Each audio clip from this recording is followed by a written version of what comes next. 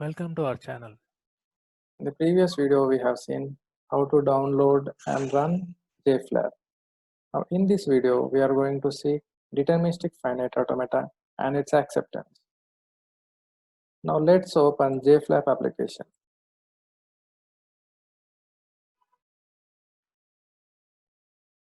In order to create deterministic finite automata, we need to click on finite automata. But I have already created a deterministic finite automata which accepts all the strings containing ABS substring. So in order to open the existing finite automata, click on File, Open, and select the appropriate JFF file. Click on Open. Now this is the editor. You can maximize the finite automata.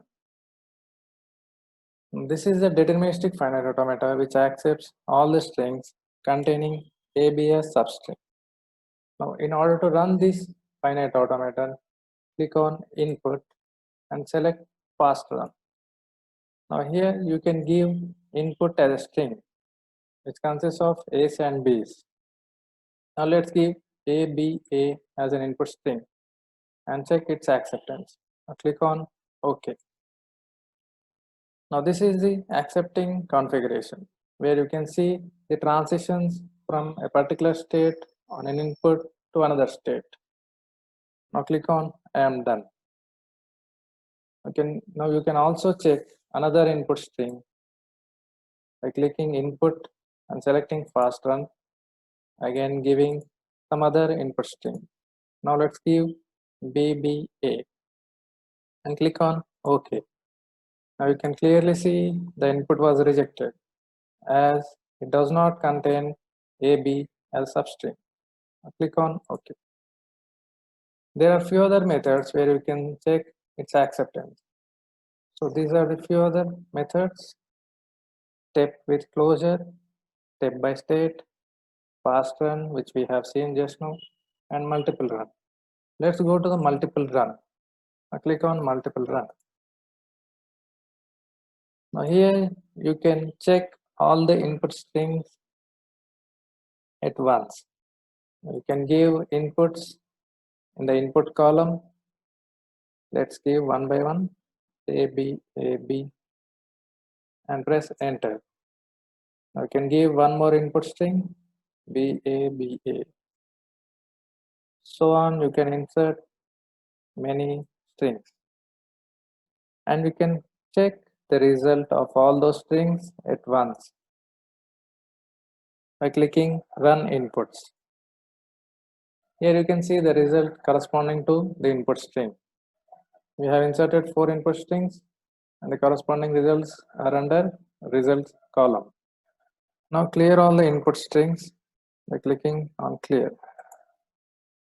Now there is one more way where we can check the input strings by loading a file where it consists of many input strings.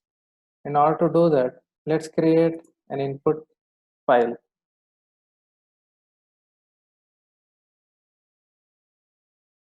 Input file may be a text document. Let's create a file name input.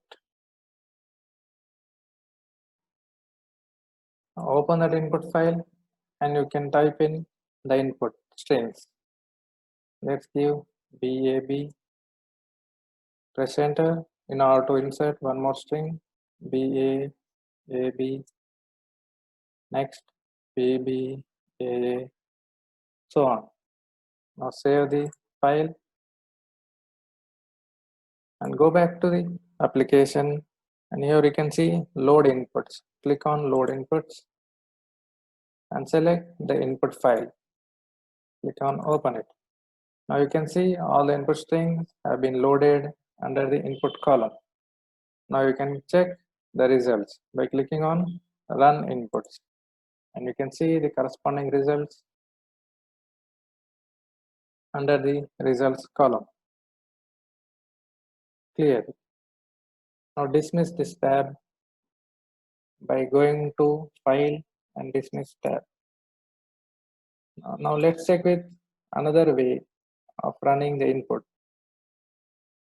Go to input and select step by state. Here you can give an input string again. Click on OK. Here you can see one configuration where we have an input string.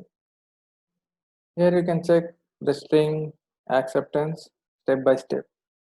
By clicking on step, you can read an input alphabet and move on to the next step.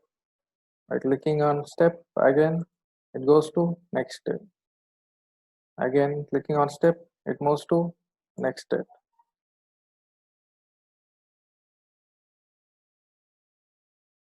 At the end of the input string, you can see the configuration color is green. That means the string is been accepted.